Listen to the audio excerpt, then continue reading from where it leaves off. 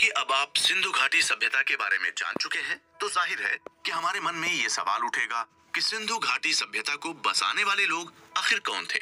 इसके बारे में हमें अभी पक्की जानकारियां तो नहीं हासिल हैं, लेकिन ये बेहद संभव है कि सिंधु घाटी सभ्यता को स्वदेशी लोगों ने ही बसाया हो और इसका संबंध दक्षिण भारत की द्रविड़ जाति से हो।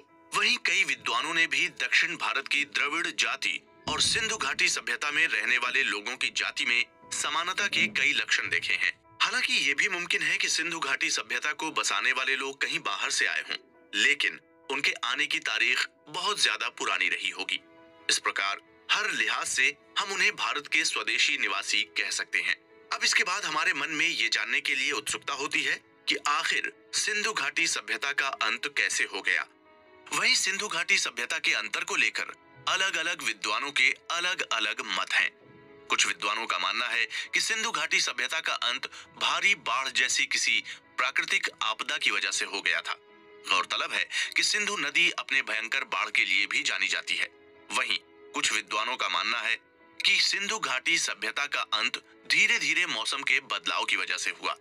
वहीं सिंधु घाटी सभ्यता का आकार इतना बड़ा था कि एक झटके में सभ्यता का खत्म होना वाकई में बेहद मुश्किल नजर आता है। मगर जैसे जैसे सिंधु घाटी सभ्यता का प्रभाव कटने लगा, तो उसी हिसाब से सभ्यता में शहरों की संख्या बढ़ने लगी और कृषि का प्रभाव बढ़ने लगा।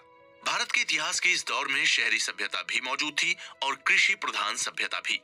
भारतीय इतिहास के इस दौर में कृषि के बढ़ते हुए प्रभाव को आर्यन जाति के लोगों से जोड़कर भी देखा जाता है, जो कि उत्तर पश्चिम दिशा से भारत आए थे। माना जाता है कि आर्यन जाति के लोग सिंधु घाटी सभ्यता का अंत होने के लगभग 1000 वर्ष बाद भारत में पधारे थे। वहीं उत्तर पश्चिम की ओर से आने वाले आर्यन और दक्षिण भारत के द्रविड़ जाति के लोगों का जब आमना सामना हुआ, तो भारत के इतिहास में पहली बार दो संस्कृतियों का गठजोड़ देखने को मिला। दोनों ही संस्कृतियों ने एक दूसरे की खूबियों और खामियों को अपनाया और एक दूसरे के जीने के तरीकों को स्वीकार किया। इसी गठजोड़ की तरह आने वाले समय में ईरानी, ग्रीक, पर्शियन, बैक्ट्रियन, सिंथियन, हुड, तुर्क, क्रिश्चियन और यहूदियों जैसी अलग अलग संस्कृतियों के लोग भारत में आए।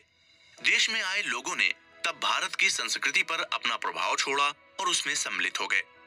इसके साथ ही आर्यन और द्रविड़ संस्कृतियों के उस गठजोड़ ने एक ऐसी जमीन तैयार कर दी जिसने भारत को अलग अलग संस्कृतियों को सहेजने वाला और अपने में समेटने वाला देश बना दिया।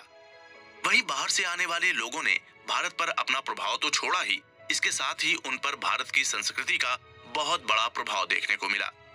इसके बाद ही भारत की संस्कृति और हिंदू धर्म के प्रभाव में बाहर से आने वाले लोगों में भी हिंदू धर्म के तत्व शामिल हो गए। Nehru ji discovery of India किताब में आगे हिंदू धर्म के बारे में बात करते हैं। जब चीन के मशहूर तीर्थयात्री आई चिंग 7वीं शताब्दी में भारत आए थे, तब वो अपनी किताब में लिखते हैं कि मध्य एशिया के लोग भारत के निवासियों को हिंदू नाम से पुकारते हैं। हालांकि ये नाम बिल्कुल भी उपयुक्त नहीं है। भारत के लिए आर्य देश नाम कहीं ज्यादा उपयुक्त रहेगा। गौरतलब है कि भारत में धर्म के लिए इस्तेमाल किए जाने वाला सबसे पुराना शब्द आर्य धर्म था। आर्य धर्म केवल एक धर्म नहीं था, बल्कि उसका महत्व एक धर्म से भी ज्यादा बढ़कर था। धर्म शब्द की उत्पत्ति जिस शब्द से हुई है, उसका मूल अर्थ होता है एक साथ जोड़कर रखना। धर्म एक नैतिक अवधारणा होती है जिसमें नैतिक संहिता और मनुष्य के कर्तव्यों की पूरी श्रृंखला शामिल होती है। आर्य धर्म में भारत में पाए जाने वाले सभी धर्म शामिल थे, फिर चाहे वो वेद से जुड़े हों या ना हों। वहीं इस शब्द का इस्तेमाल बौद्ध धर्म और जैन धर्म द्वारा भी किया गया। कहते हैं कि महात्मा बुद्ध ने मुक्ति के अपने रास्ते को आर्य पथ का नाम दिया था। वैदिक धर्म शब्द का इस्तेमाल भी उस द्वार के उन सभी धर्मों के बारे में बताने के लिए किया जाता था जो कि वेदों की शिक्षाओं पर चलते थे। इस प्रकार जो धर्म वेदों की शिक्षाओं पर यकीन करते थे, उन्हें वैदिक धर्म कहा जा सकता है।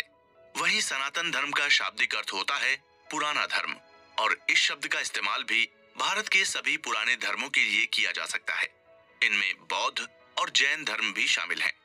अपनी किताब में आगे नेहरू जी लिखते हैं कि अब हिंदू धर्म के कुछ एक परंपरावादी लोगों ने सनातन शब्द पर केवल अपना अधिकार जताना शुरू कर दिया है और वो खुद को सनातन धर्म का उपासक मानते हैं। निश्चित तौर पर बौद्ध और जैन धर्म को हिंदू धर्म के नाम से नहीं बुलाया जा सकता। और उन्हें वैदिक धर्म का भी दर्जा नहीं दिया जा सकता। इसके बावजूद ये दोनों धर्म भारत में ही जन्मे हैं और भारतीय संस्कृति और नीति का एक अभिन्न अंग है। इसलिए भारतीय संस्कृति को अपनी संस्कृति कहना गलत है।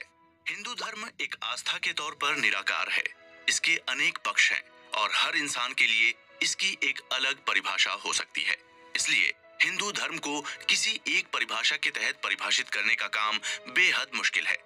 लेकिन अंत में शायद ये जरूर कहा जा सकता है कि अपने धर्म की मूल भावना जियो और जीने दो वाली है।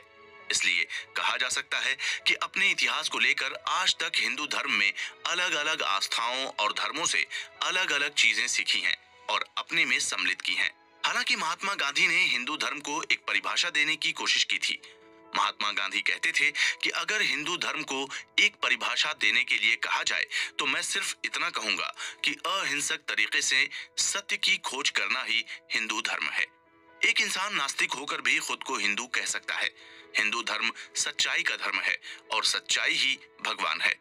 हम एक बार भगवान के लिए इनकार कर सकते हैं, लेकिन सच्चाई के लिए इनकार करना हमें नहीं आता है।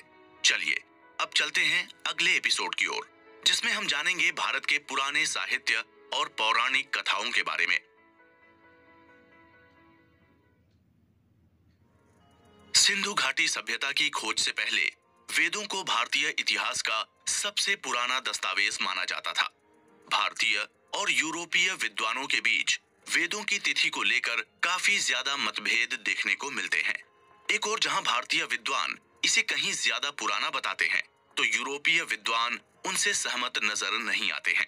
हालांकि आमतौर पर ऋग्वेद के रचनाकार को 1500 बीसी के आसपास माना जाता है। फिलहाल वेदों का रचनाकाल जो भी रहा हो, लेकिन एक बात तो तय है कि ये साहित्य दुनिया के अन्य साहित्य के मुकाबले कहीं ज्यादा पुराना है।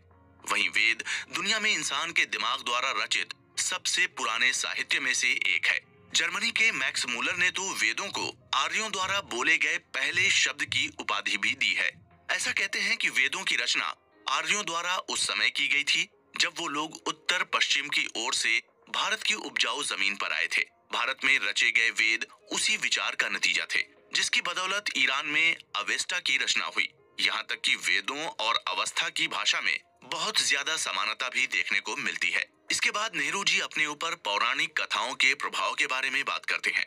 नेहरू जी कहते हैं कि अगर कोई इंसान पौराणिक कथाओं को तथ्य के नजरिए से देखेगा तो उसे ये कथाएं सच्चाई से बहुत दूर और बेवजह की मालूम पड़ती होंगी, मगर जैसे ही आप इसमें विश्वास करने लगते हैं तो इन्हें एक नया मतलब मिल जाता है। पुरानी कथाओं में विश्वास करने वालों को इसमें एक रोशनी, एक उम्मीद और एक अजब सी खूबसूरती नजर आती है। इसकी मदद से उन्हें अपनी जिंदगी के बहुत सारे अहम पाठ सीखने को मिलते हैं। भारत में आर्यों के आने के बाद कुछ नई समस्याओं का भी जन्म हुआ। इनमें से कुछ समस्याएं राजनीतिक थीं, तो कुछ समस्याएं जाति से जुड़ी हुई थीं। कहते हैं कि द्रविड़ जाति के पास सभ्यता का पुराना इतिहास तो था, लेकिन भारत में नए नए कदम रखने वाले आर्यों को यह विश्वास था कि सांस्कृतिक और सभ्यता के रूप में वो द्रविड़ जाति से कहीं ज्यादा आगे हैं।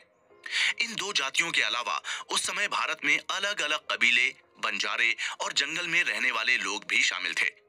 इन अलग अलग जातियों के मिलने से और आपस में टकराव होने से जाति व्यवस्था का जन्म हुआ, जिसने आने वाली शताब्दियों में भारतीय जीवन को अत्यधिक प्रभावित किया है।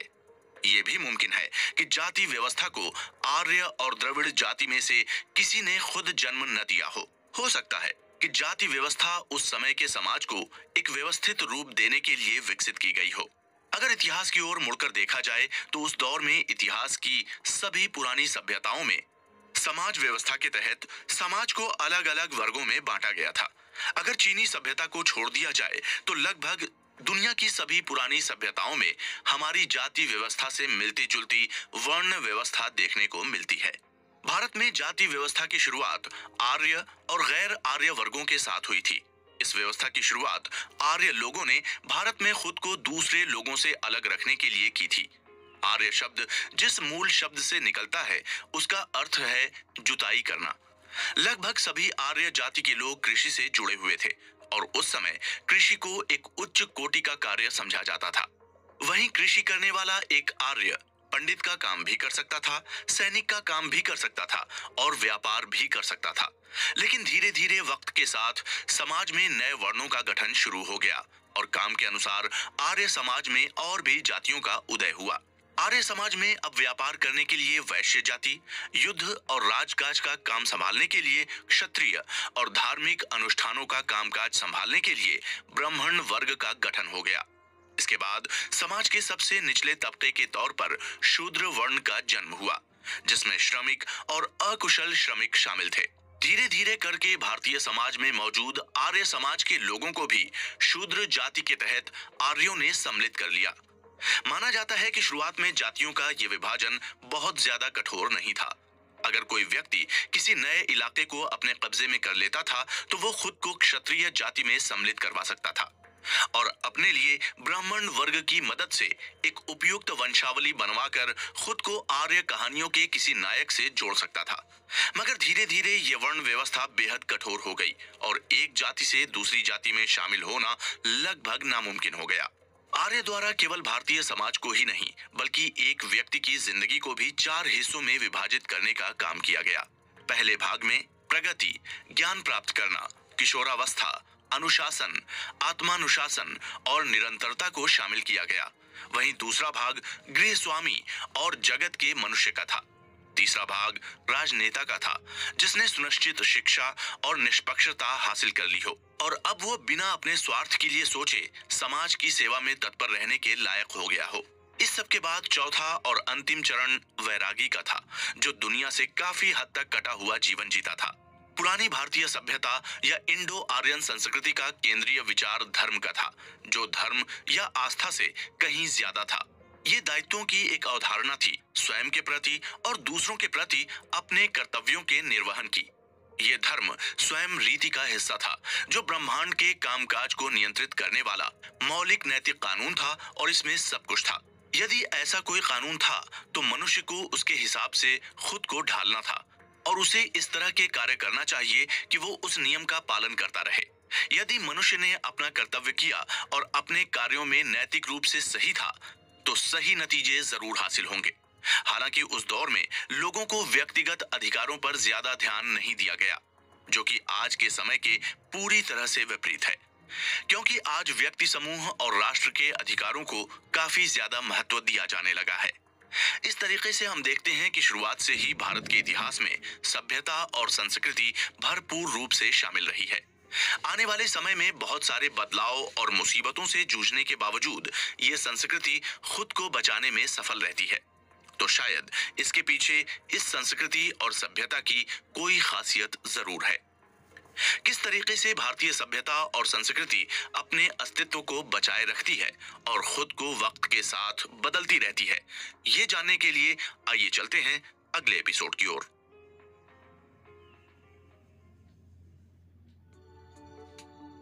4 सितंबर सन 1935 के दिन अचानक जवाहरलाल नेहरू जी को अल्मोड़ा के पहाड़ों में स्थित जेल से रिहा करने का आदेश दिया गया था।